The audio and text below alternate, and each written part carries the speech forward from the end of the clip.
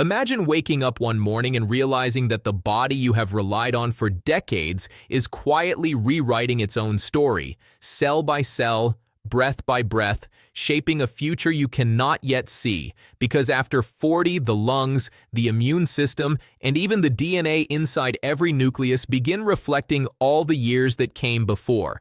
And that realization alone can feel unsettling yet deeply empowering, because science shows that knowledge can become a shield when fear is replaced with understanding and deliberate action.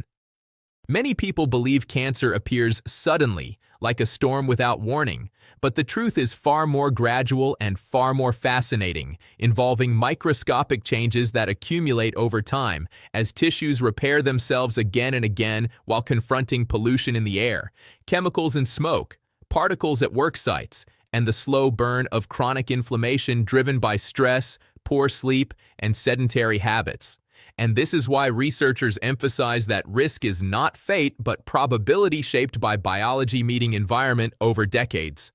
Inspired by educators such as Dr. William Li, scientists often explain that the human body is not passive in this process because it carries powerful defense systems that detect abnormal cells, repair damaged DNA, starve early tumors of blood supply, and mobilize immune forces to eliminate threats long before symptoms ever appear. Yet those systems can weaken with age if they are constantly overwhelmed, undernourished, or deprived of movement and recovery. After 40, cellular turnover slows slightly, meaning mistakes in replication linger longer, and cumulative exposure to toxins has had more years to leave molecular scars, while the lungs themselves have filtered millions upon millions of breaths that may have included invisible particles capable of irritating tissue and triggering cycles of injury and repair that quietly raise vulnerability over time.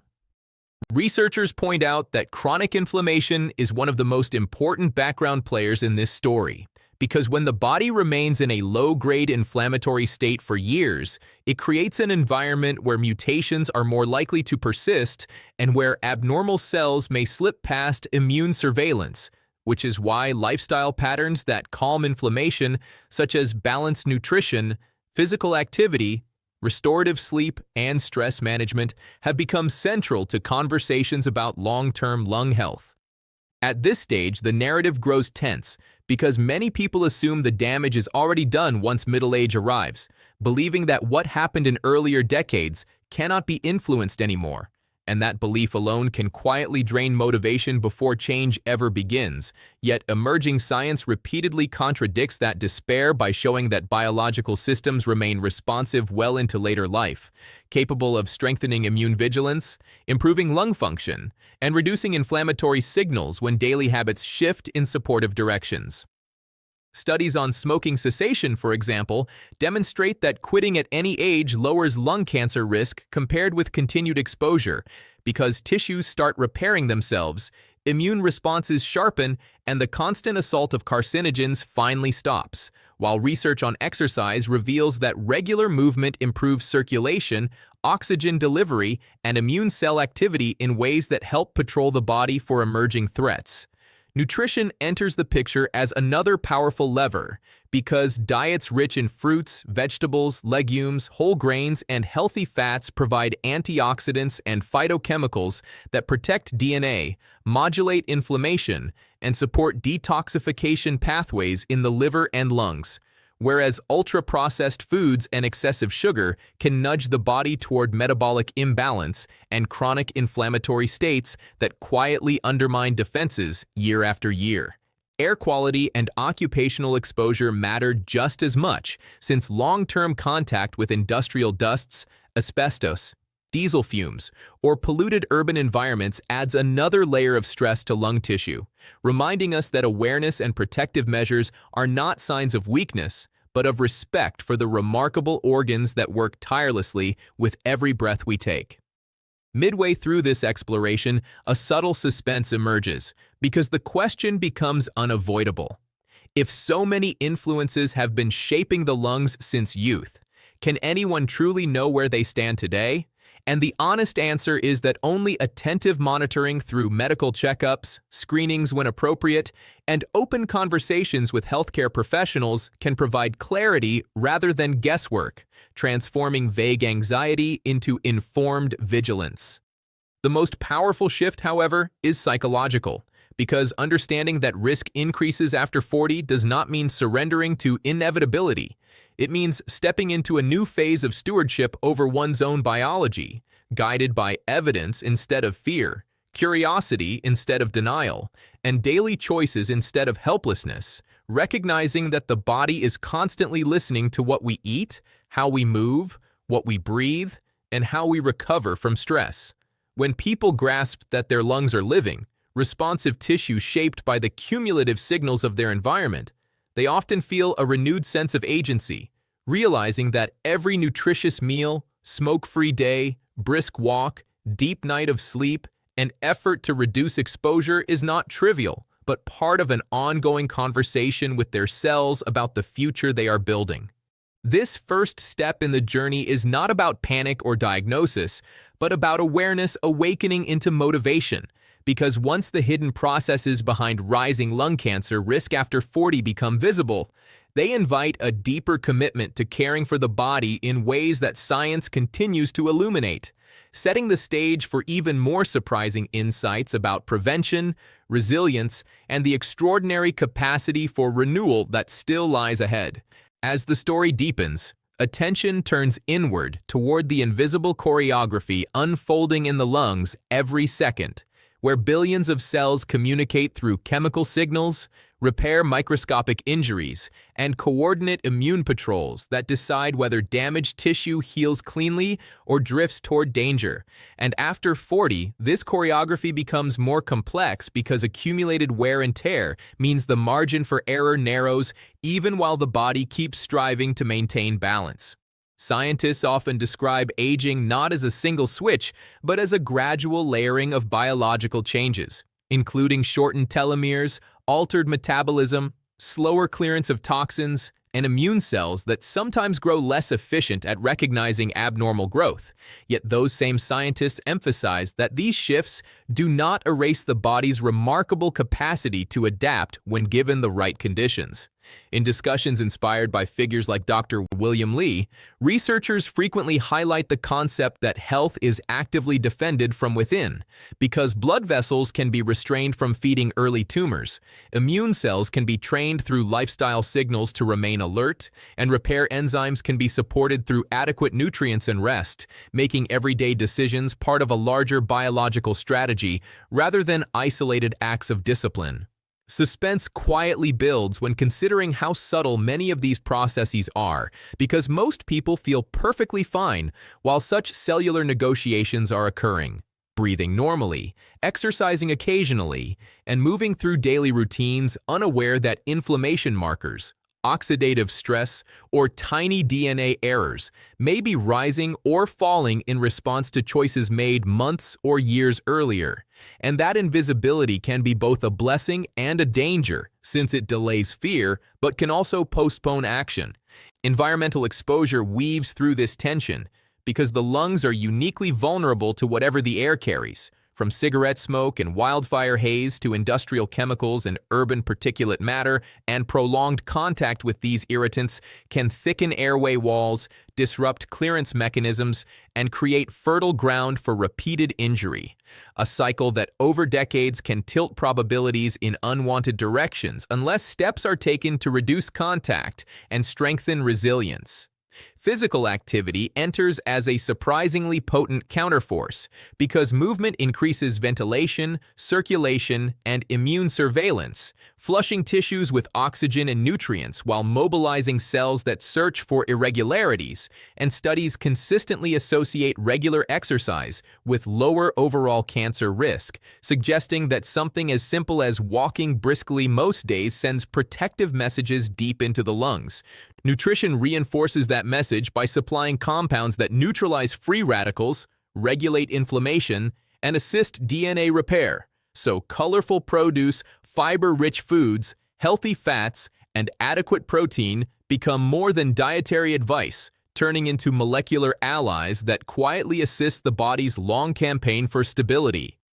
Sleep and stress management complete the triangle because chronic sleep deprivation elevates inflammatory hormones and weakens immune responses, while prolonged psychological stress can dysregulate cortisol patterns and nudge tissues toward metabolic strain, reminding us that mental and physical states are inseparable partners in shaping biological terrain over time. The suspense peaks when confronting the uncomfortable truth that genetics and past exposures cannot be rewritten, meaning some individuals may already carry higher baseline risk due to family history, occupational hazards, or earlier smoking, and this realization can trigger fear or resignation unless it is paired with the equally powerful understanding that surveillance and early detection dramatically change outcomes by catching problems when they are most treatable.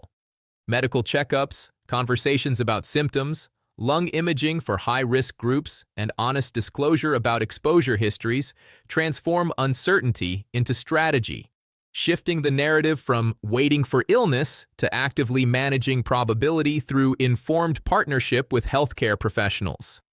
What makes this stage of the journey emotionally charged is that it asks people to sit with complexity rather than simple guarantees, acknowledging that prevention is not perfection and that no lifestyle pattern offers absolute immunity. Yet evidence keeps pointing toward meaningful reductions in risk when protective habits accumulate, creating what researchers call a risk gradient rather than a binary fate. The philosophical undertone emerges here, suggesting that after 40, life becomes less about chasing invincibility and more about cultivating resilience, curiosity, and respect for a body that has carried countless breaths and repairs across decades, still eager to respond when treated with care. This reframing turns anxiety into motivation, because instead of obsessing over what might go wrong, individuals can focus on what can go right through daily acts of stewardship that send hopeful biochemical signals into lung tissue, immune networks, and vascular systems. By now, the listener senses that the story is not simply about disease, but about agency, about learning to read the quiet language of cells and responding with behaviors that support their work, about recognizing that every avoided cigarette, filtered environment, balanced meal, restorative night of sleep, and moment of movement is another vote cast for long-term vitality. The tension remains, however, because the future is never fully visible, and that uncertainty keeps the narrative gripping, urging deeper attention to emerging research, new screening methods, and evolving insights into how aging intersects with environment, immunity, and metabolism, setting the stage for revelations that could further empower people navigating life beyond 40 with determination instead of dread. By this point, the journey reaches its most hopeful yet demanding phase, because everything learned about cellular aging, inflammation, immunity, and environmental exposure converges into a single realization that the years after 40 can become a turning point rather than a countdown. A moment when awareness transforms into purposeful action and when the body, far from surrendering, responds with renewed strength to consistent supportive signals.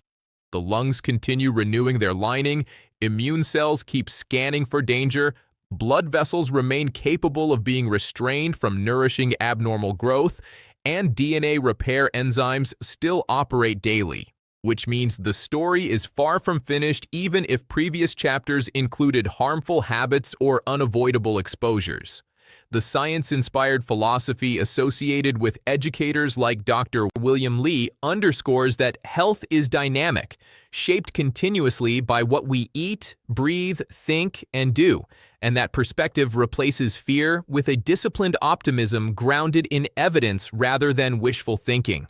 The suspense that once centered on uncertainty now shifts toward responsibility, because knowledge creates a quiet challenge, asking whether individuals will use what they have learned to redesign routines, advocate for cleaner environments, and engage proactively with medical care, or whether they will allow familiarity to dull the urgency that middle age naturally introduces.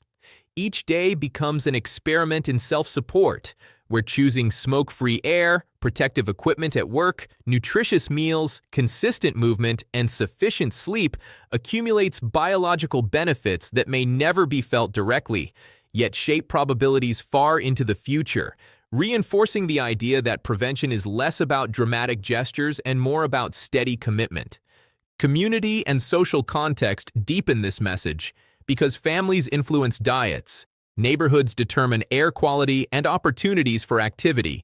workplaces shape exposure levels, and cultural norms affect stress and rest, reminding us that reducing lung cancer risk after 40 is not solely an individual pursuit, but also a collective one that thrives when people advocate for healthier spaces, cleaner policies, and accessible healthcare. Curiosity becomes a powerful ally at this stage, encouraging people to follow credible research updates, ask physicians about appropriate screenings, understand personal risk profiles, and evaluate new findings without falling prey to misinformation, thus keeping the narrative anchored in science rather than speculation. The philosophical arc concludes by emphasizing humility toward biology, acknowledging that humans cannot control every variable, yet can meaningfully influence many, which is enough to justify sustained effort and mindful living rather than passive acceptance. What once seemed like an invisible countdown becomes a visible landscape of choices, each shaping lung tissue, immune readiness, and inflammatory tone in subtle but cumulative ways, turning daily routines into a form of quiet authorship over one's own future chapters. The emotional payoff arrives when listeners recognize that motivation does not come from fear of illness, but from respect for the intricate system sustaining every breath, from gratitude for the resilience already built into the body, and from the empowering truth that after 40, the story is still being written in response to informed decisions rather than predetermined endings. This understanding reframes aging as a collaboration between time and intention, where the passage of years supplies experience and perspective, while science supplies tools for stewardship. And together, they invite people to live not cautiously, but consciously, aligning habits with the biology that underlies long-term wellness. The narrative closes with a reminder that education itself is a form of prevention, because learning how risk develops, how defenses operate, and how lifestyle shapes internal environments equips individuals to navigate middle age with confidence, curiosity, and resolve, instead of silent worry, transforming abstract statistics into practical guidance woven into everyday life. If you are benefiting from our topics, please subscribe, like, and turn on the bell notification so you can see our new videos early.